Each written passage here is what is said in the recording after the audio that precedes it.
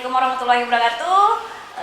Jumpa lagi dengan podcast Mapal Mapal Asasia dengan saya sebagai host Dalila, dan hari ini kita kedatangan bintang tamu dari salah satu pengajar di SMA Plus Al Asia, yaitu Ibu Febri. Nama lengkap apa nih Bu Febri?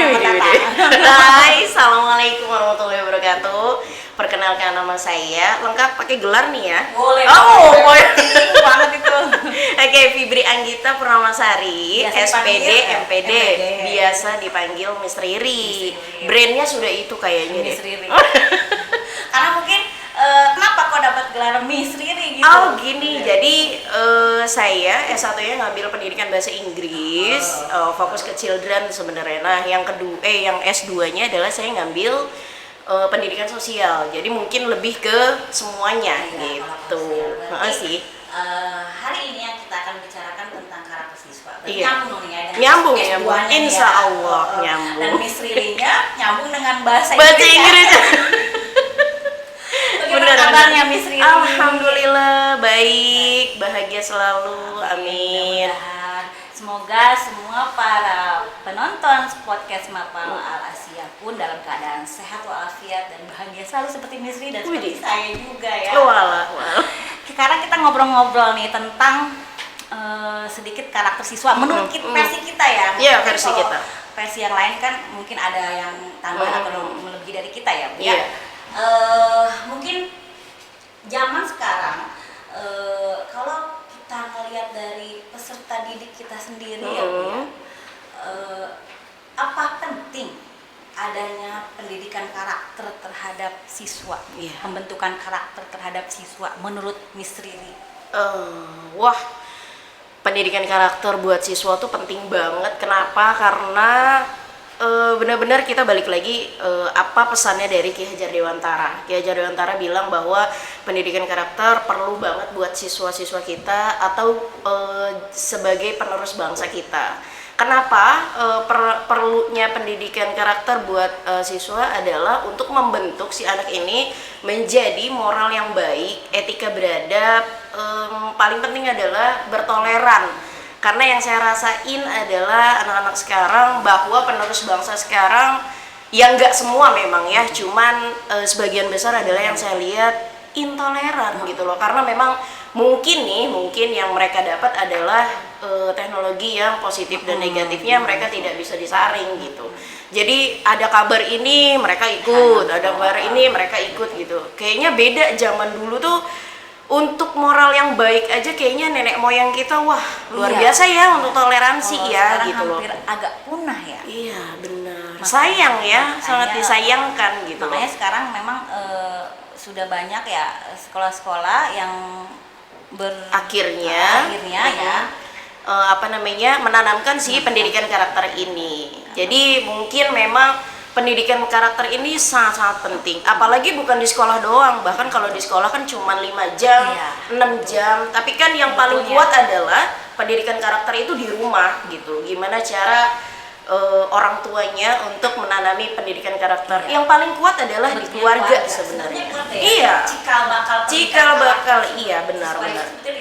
Sebetulnya kita para pendidik pun hanya sekedar meneruskan sebetulnya. Iya, sebetulnya. Tetapi kan brandnya kita guru adalah ya udah. Seakan-akan semuanya harus kita yang membentuk siswa. Benar. Jadi pesannya adalah untuk anak didik kita bahwa kita selalu berpesan di sekolah itu bertemu dengan guru enggak total 24 jam. Jadi yang pesannya adalah buat para orang tua untuk melihat lagi anak-anaknya sudah sampai mana pertumbuhannya dan apa yang dia lihat di gadgetnya sekarang. Otomatis luar biasa ya. Masya Allah. Iya, Masya Allah banget. Teknologi tapi kadang menghanyutkan ya. Bener. Jadi negatifnya juga gimana ya? Justru banyak negatifnya ya. Oke. Karakter ideal yang seperti apa mungkin yang diinginkan para pengajar ya, terutama di SMA Plus Al Asia ini ya? Iya, mungkin yang saya lihat dari teman-teman sendiri bahwa dari teman-teman pengajar sendiri ke anak-anak sekarang udah nggak bisa seperti pengajar zaman dahulu yang salah misalnya dijebret gitu ya. Kalau kita mah dijebret kan ingat banget saya gitu ya gitu. Cuman penerus bangsa sekarang, anak-anak sekarang adalah itu nggak bisa yang namanya dikasarin atau diomongin secara verbal pun kita sudah bisa dilaporkan. Iya nggak sih? Betul. Gitu loh. Jadi makanya anak-anak yang saya lihat teman-teman pengajar yang saya lihat di SMA Al Asia cukup menjadi teman untuk anak-anak SMA gitu. Jadi makanya cukup dekat ya yang saya rasakan seperti itu. Jadi beberapa teman-teman pengajar juga kita sering banget diskusi untuk si anak ini pengennya diiniin, tapi menurut saya sih semua anak-anak yang ada di Indonesia, seluruh anak-anak di Indonesia penerus bangsa itu senang bahwa menjadi teman sebagai apapun itu bakal mereka ketika kita menjadi teman mereka bakal welcome kok sama kita gitu loh. Itu sih sebenarnya yang saya lihat sebenarnya, dan kita udah makin zaman udah makin beda sebenarnya. Itu sih jadi mungkin salah satu karakter idealnya kita ya kalau zaman sekarang mungkin tidak misalnya tidak dengan hukuman, tidak dengan marah-marah, cukup dengan pendekatan ke anak. Benar. Dari hati ke hati, semoga dengan pendekatan mereka lebih mudah dinasehatin gitu. Iya benar tanpa harus sekarang verbal pun kayaknya nggak diterima sama anak, dan itu bisa sampai dendamnya anak ya. Benar. Bisa sampai dendam anak dan kita jadi bisa dipenjara ya secara apa-apa bisa diambil agak ngeri soalnya. Betul. Udah kita beresiko terhadap peserta didik juga, belum lagi nanti orang tuanya nggak nerima gitu ya. Terus nanti udah bisa kehukum deh ya. Zaman sekarang seperti itu ya. Beda dengan zaman sekarang. Kalau dulu kita gimana? Aduh. Disabet ya, yang nggak dicubit dan itu udah bahkan kalau kita lapor sama orang tua bakal nyalain kita. Ya kamu kali nggak ngerjain tugas gitu kan. Tapi zaman sekarang berubahnya zaman intinya adalah, kalau saya pribadi intinya adalah saya nggak mau merendahkan anak-anak dimanapun berada gitu loh. Mau di sini, mau di mana, mau di lingkungan, saya nggak mau merendahkan pribadi saya ya. Saya nggak mau merendahkan entah itu secara verbal atau entah itu secara fisik, karena memang menurut saya adalah saya nggak tahu anak ini 10 tahun ke depan jadi apa dan bisa sukses dari saya gitu. Itu sih intinya gitu. Iya, jadi sebetulnya setiap pengajar berarti sebetulnya harus ada pendekatan kepada peserta didik supaya para pengajar mungkin memahami karakter siswanya ya. That's right, benar. Makanya pentingnya pendidikan karakter kayak gitu sih sebenarnya.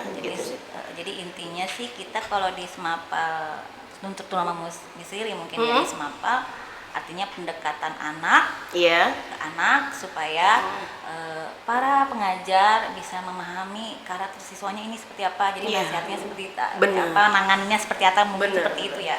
Nah, tapi kan tentu saja ya ketika kita berhadapan dengan peserta didik untuk memberikan karakter kepada mereka, tentunya ada hambatan-hambatan ya, karena kan mereka beda-beda dengan lingkungan keluarga yang beda-beda.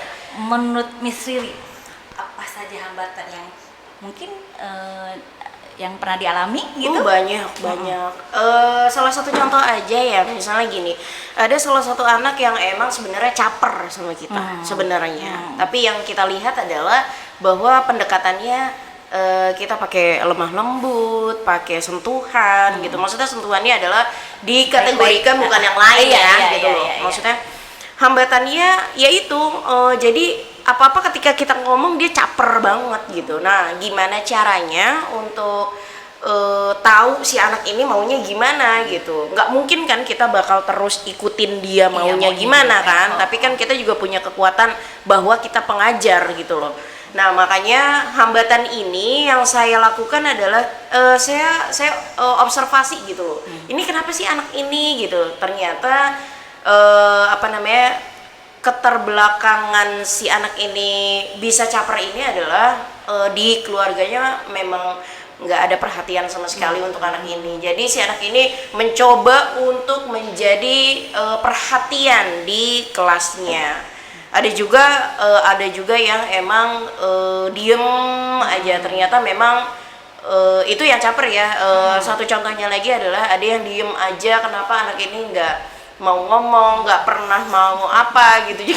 Jadi kan bingung gitu ya kita ini kok ini nggak ada ekspresif gitu. Kita yang udah menggebu-gebu secara mengajar terus dia nggak ekspresif, kayaknya aduh nih anak kenapa gitu. Oh ternyata observasi lagi, ternyata memang anak ini di rumahnya untuk sering dimarahin, sering diiniin, sering untuk tidak boleh kemana-mana gitu. Jadi anak ini nggak ekspresif dan kayak nggak punya gairah hidup gitu loh.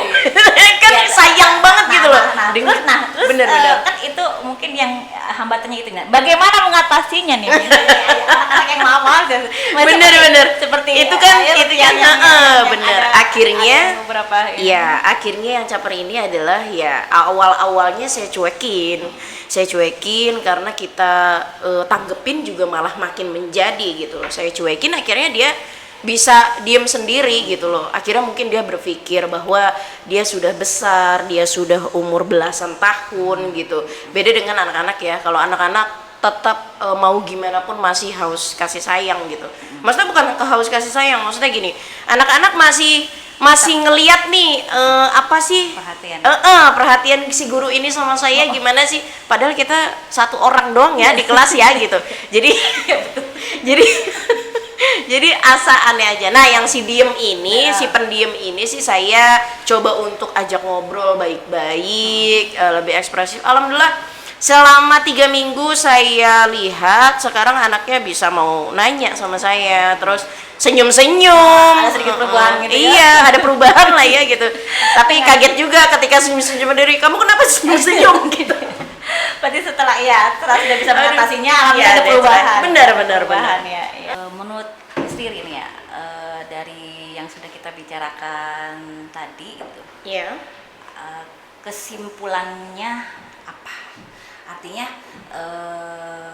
dari apa yang sudah kita bicarakan bahwa karakter siswa perlu ditanamkan dan setiap pengajar mesti mengetahui, memahami masing-masing karakter siswanya tersebut agar ada istilahnya bisa mengatasi hambatan-hambatan yang siswa-siswi zaman sekarang apalagi ya gitu. Gimana coba?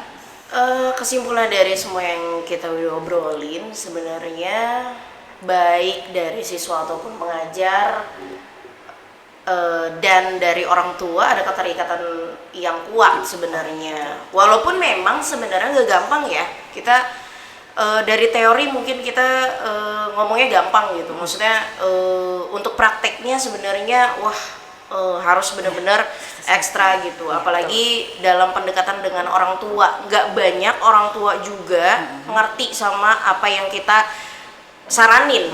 Misalnya enggak, anaknya di rumah ini kok ada yang beberapa orang tua iya sih gitu loh. Jadi nggak gampang, tapi gimana caranya sebagai pengajar untuk meyakinkan bahwa kita satu misi, satu visi untuk menjadikan anak ini sebagai emas dari keluarga atau dari sekolah, seperti itu.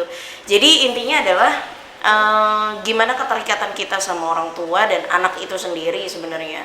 Itu sih, jadi yang dilihat adalah tetap anak-anak dari range usia 0 sampai 17 tahun atau 18 tahun, di bawah 20 tahun, mereka tetap anak-anak yang mau diperhatikan dan disentuh sebenarnya. Sentuhnya adalah bahwa mereka dianggap bahwa saya di ini nih bukan di kayak di sisi lain, bukan arti yang lain dalam sentuhan gitu, tapi kayak mereka menganggap bahwa diri mereka ada gitu loh. Itu aja sih sebenarnya yang kita sama-sama untuk ngebangun anak-anak ini menjadi emas di tahun-tahun berikutnya. Gitu sih. Ada kerjasama ya Iya. antara orang tua dengan pengajar juga. Iya, benar. Jangan semua isinya diserahkan ke Bener, itu yang paling penting adalah yang kita tahu adalah orang tua. Bahkan ya emang di sekolah diajarin apa gitu. Jadi kan kita juga hah? Gitu loh, padahal kan kita cuman ketemu hanya 5 jam 7 jam lah ya, paling banter gitu. Itu aja sih. Banyak di rumah. Jadi sebetulnya ya peran untuk pembentukan karakter siswa peserta didik itu perlu adanya kerjasama antara pengajar dengan orang tua. Iya, benar itu sih. Pembentukan karakter siswa Berjalan lancar dan sukses. Ya, ada perubahan kepada Ada siswa. perubahan. Paling penting adalah ada perubahan. Siapa sih anak yang nggak siapa sih orang lain yang nggak mau anak kita berubah, atau anak ini punya dibanggakan. Paling penting adalah anak dibanggakan sama kita semua. Itu sih. Terima kasih. Iya, sama-sama. Kehadirannya hari ini, Sama-sama. obrolan kita hari ini, semoga obrolan hari ini bermanfaat buat kita berdua dan bagi penonton podcast Mapal SMA Plus Al-Asia. Cukup di sini saja. Terima kasih banyak. Iya, sama-sama. Sehat selalu. Podcast ya, sehat selalu semuanya. Saya tutup podcast Mapal SMA Plus Al-Asia dengan wassalamualaikum warahmatullahi wabarakatuh. Waalaikumsalam warahmatullahi wabarakatuh.